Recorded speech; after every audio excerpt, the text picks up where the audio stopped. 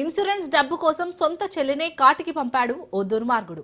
ప్రకాశం జిల్లా పొదిలి మండలం కాటూరివారిపాలెంలో ఆలస్యంగా వెలుగులోకి వచ్చింది ఈ ఘటన.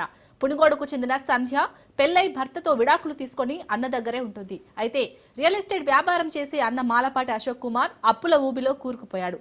అందులో నుంచి బయటపడేందుకు ప్లాన్ ప్రకారం చెల్లెలు సంధ్యపై ₹1,00,00,000 ఇన్సూరెన్స్ చేయించాడు. అనంతరం 2024 ఫిబ్రవరి 4న ఒంగోలు ఆసుపత్రి కంటుకారులో చెల్లెలను తీసుకెళ్లాడు.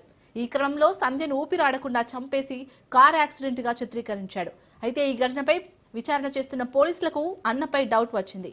విచారణ చేపట్టగా అశోక్ తానే హత్య చేసినట్లు ఒప్పుకున్నాడు. దీంతో నిందితుడిని అరెస్ట్ చేశారు.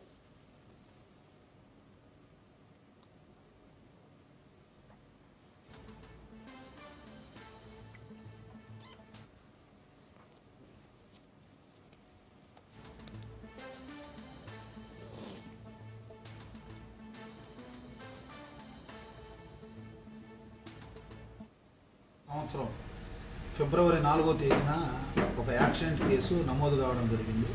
ఈ కేసులో మాలపాటి సంధ్య అనే అమ్మాయి యాక్సిడెంట్లో చనిపోయినట్లుగా వాళ్ళ నాన్న రిపోర్ట్ ఇచ్చారు. ఈ కేసులో యాక్చువల్గా ఏం జరిగిందంటే మాలపాటి సంధ్యను ఆమె అన్న మాలపాటి అశోక్ కుమార్ రెడ్డి అనే అతను ఒంగోలు నుంచి వస్తుంటే ఒక చెట్టుకు కారు గుద్దుకొని యాక్సిడెంట్లో చనిపోయినట్లుగా ఆ రోజున కేసు నమోదు చేయడం జరిగింది. అయితే ఇందులో మేము తర్వాత చాలా సూక్ష్మంగా ఎందుకు జరిగిందని అనుమానాస్పదంగా దీన్ని ఇన్వెస్టిగేషన్ చేయడం మొదలుపెట్టాము. రిపోర్ట్లు తెప్పించుకోవడం జరిగింది.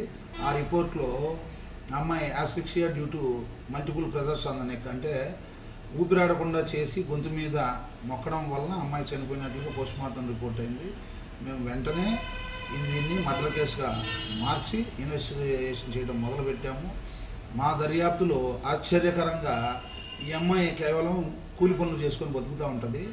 ఈ అమ్మాయి పేరు మీద దగ్గర ₹1,13,00,000 టర్మ్ ఇన్సూరెన్స్ పాలసీలు చేసి ఉన్నాయి.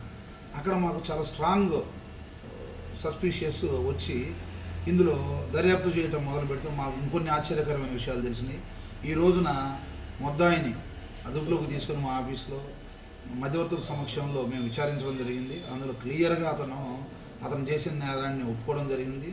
ఈ కేసులో అతను ఇన్సూరెన్స్ డబ్బుల కోసం ముందుగానే పక్కా ప్లాన్ తోటి కారులో ఉన్న దిండు ఒకటి వేసి అలాగే గొంతును చేత్తో నులిమి అమ్మాయిని చంపేయడం జరిగింది, ఊపిరాడకుండా చేసి.